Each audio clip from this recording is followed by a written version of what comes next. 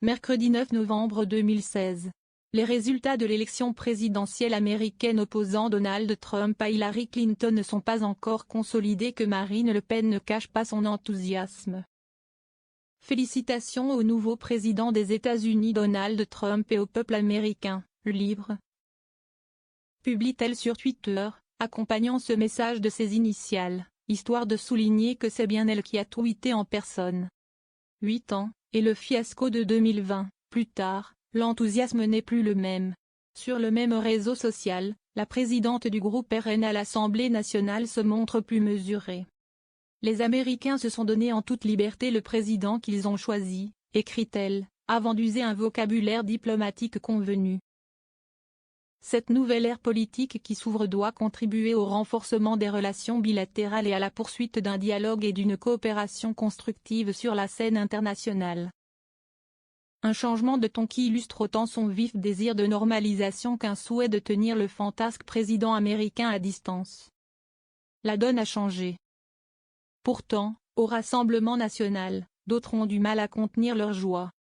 Dans son propre parti, comme chez son allié Éric Ciotti, c'est un véritable sentiment de victoire par procuration qui s'exprime et qui rapproche, automatiquement, la responsable d'extrême droite à son homologue national populiste américain. Après tout, le milliardaire n'a-t-il pas réussi à faire exploser un plafond de verre? En réalisant un comeback au nez et à la barbe de médias hostiles tout en défendant une politique farouchement xénophobe proche de ce que le parti lepéniste propose en France? Donald Trump est à l'Amérique ce que Marine Le Pen est à la France, s'enflammait, la veille de la victoire du milliardaire, Pascal Praud sur CNews. Sauf que, si le tombeur de Kamala Harris a longtemps servi de modèle à la députée du Pas-de-Calais qui, rappelons-le, avait fait le siège devant la Trump Tower en 2017 dans l'espoir de recevoir, en vain, l'onction du milliardaire, la donne a changé. La gestion erratique de la crise sanitaire aux États-Unis doublée de l'invasion du Capitole, qui avait conduit Marine Le Pen en 2020 à admettre dans la douleur la défaite du républicain, ont conduit la présidente du groupe RN à l'Assemblée, en quête de respectabilité dans l'Hexagone, à progressivement prendre ses distances avec le milliardaire.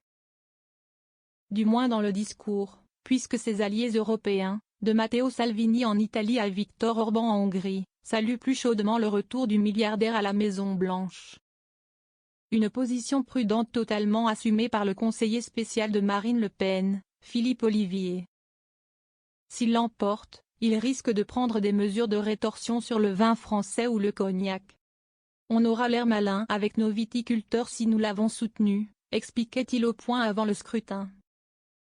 Un sondage publié fin octobre par Elab pour BFM TV avait aussi de quoi inviter à la mesure pour qui veut se normaliser. Selon cette étude, 64% des Français souhaitaient une victoire de Kamala Harris, contre 13% pour Donald Trump.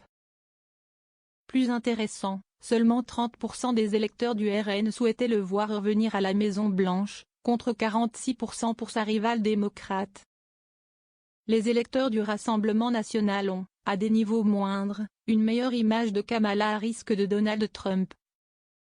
Ils la voient notamment comme une personnalité plus sympathique, 56% versus 16%, et Donald Trump comme plus arrogant, 64% versus 14%. Et inquiétant, 58% versus 14%, soulignait encore Elab. C'est mauvais pour Marine. Des données qui permettent de comprendre pourquoi la chef de file du RN paraît se retenir de jubiler trop ostensiblement. Politiquement, la victoire de Donald Trump c'est mauvais pour Marine. Parce que la propagande anti-Trump va rejaillir sur elle. Comme c'était le cas en 2017, souffle carrément au HuffPost un familier du RN. D'autant que la victoire du magnat de l'immobilier signe le succès d'une stratégie qui est opposée à celle des leaders de l'extrême droite française. Quand l'état-major du RN cherche à se normaliser, et à se débarrasser des oripeaux du populisme, Donald Trump a mené une campagne extrême. Loin des médias traditionnels et ne reculant devant aucun excès. Jusqu'à mimer des gestes obscènes en meeting. Marine Le Pen s'efforce elle-même depuis quelques années de ne pas faire de la politique comme ça, précisément en soignant son langage. En faisant la chasse aux brebis galeuses, en normalisant ses propos vis-à-vis d'un certain nombre de minorités. souligne auprès de l'AFP le politologue spécialiste de l'extrême droite, Jean-Yves Camus, qui ajoute: il peut y avoir une jubilation intérieure, les wokistes ont été défaits. La candidate racisée a été défaite, mais le RN n'a rien à gagner à le montrer parce que l'image de Donald Trump en France est très mauvaise. Dans ces circonstances, il est difficile d'imaginer en quoi Marine Le Pen pourrait directement tirer profit de la victoire d'un homme qui, jusqu'en 2027, aura plus d'une fois l'occasion de choquer l'opinion publique française, en défendant des positions très proches du RN et suscitant l'admiration de plusieurs élus lepénistes ou alliés à Marine Le Pen. À ce sujet, comment réagira l'électorat de droite modéré qu'elle convoite, quand des images de la plus grande opération d'expulsion de migrants, hommes, femmes et enfants, promise par Donald Trump, et si besoin avec l'aide de l'armée, traverseront l'Atlantique? Comment l'électorat féminin, auprès duquel le RN a progressé durant les derniers scrutins, observera les probables reculs sur l'IVG?